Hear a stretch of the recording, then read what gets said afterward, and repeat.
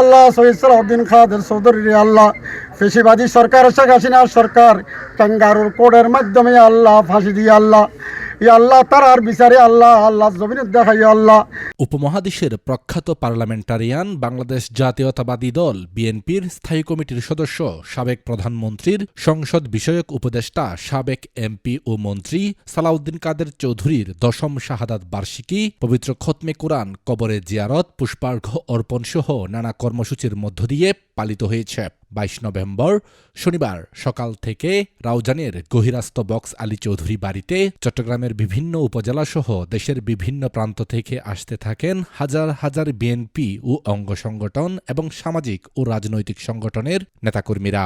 দিনব্যাপী এই মহান রাজনীতিকের কবরে শ্রদ্ধা নিবেদন ও জিয়ারত চলে। শাহাদাত বার্ষিকীতে আসা শহীদ সালাউদ্দিন কাদের চৌধুরীর ভক্তরা জানান, স্বৈরাচার আওয়ামী সরকার পাশের দেশের প্রেসক্রিপশনে শহীদ সালাউদ্দিন কাদের চৌধুরীকে জুডিশিয়াল কিলিংয়ের মাধ্যমে ফাঁসিতে ঝুলিয়ে শহীদ করেছে। এই দেশের মাটিতেই তাদের বিচার হবে। এতে কবরে পুষ্পমাল্য অর্পণ করেন বিএনপির কেন্দ্রীয় যুগ্ম মহাসচিব হুমায়ুন কবির, শহীদ সালাউদ্দিন কাদের চৌধুরী পুত্র বিএনপির কেন্দ্রীয় নির্বাহী কমিটির সদস্য ও চট্টগ্রাম ৭ রাঙ্গুনিয়া আসন থেকে বিএনপির মনোনীত সংসদ সদস্য পদপ্রার্থী হুমাম কাদের চৌধুরী, ফয়েজ কাদের চৌধুরী, শহীদ সালাউদ্দিন কাদের চৌধুরীর সহধর্মিনী ফরহাদ কাদের চৌধুরানী, উত্তর জেলা বিএনপির সাবেক সদস্য আবু জাফর চৌধুরী, রাউজান উপজেলা বিএনপির সাবেক যুগ্ম আহ্বায়ক নুরুল হুদা চেয়ারম্যান ফিরোজ আহমেদ, পৌরসভা বিএনপির সাবেক সাধারণ সম্পাদক সৈয়দ মঞ্জুরুল হক, কিউসি শিপিং এর নির্বাহী পরিচালক এজেএম ইকবাল হাসান চৌধুরী প্রমুখ।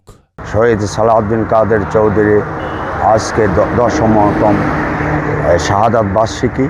এই শাহাদাত বার্ষিকী উপলক্ষে সবাই ওনার বহিরস্থ বাসভবনে ওনার খবরে চট্টগ্রামের বিভিন্ন থানা থেকে আজকে যেই মানুষরা বিভিন্ন সংস্থা থেকে বিভিন্ন সংগঠন থেকে আজকে মানুষে সয়লাভ হয়ে গেছে, ওনার খবরে ফুল দিয়ে শ্রদ্ধা জানিয়েছেন এবং ওনাকে যেন আল্লাহ পাক ব্যস্ত নসিব করে। আর আরেকটি কথা বলবো, এই জুডিশিয়াল কিলিংয়ের মাধ্যমে সালাউদ্দিন কাদের চৌধুরী সাহেবকে ফাঁসি দিয়েছিল। সেই ফাঁসির আগে তিনি বলেছিলেন এই ট্রাইব্যুনাল যেন এই স্বৈরাচার ফ্যাসিস্ট সরকারের যেন চলমান থাকে, সেই কথা উনি বলেছিল। সেই কথার প্রেক্ষিতে আজকে বাংলার মানুষ অক্ষরে অক্ষরে আজকে প্রমাণ পাচ্ছে, বাংলার আকাশে বাতাসে ঘুরে বেড়াচ্ছে ওনার কথাগুলি আজকে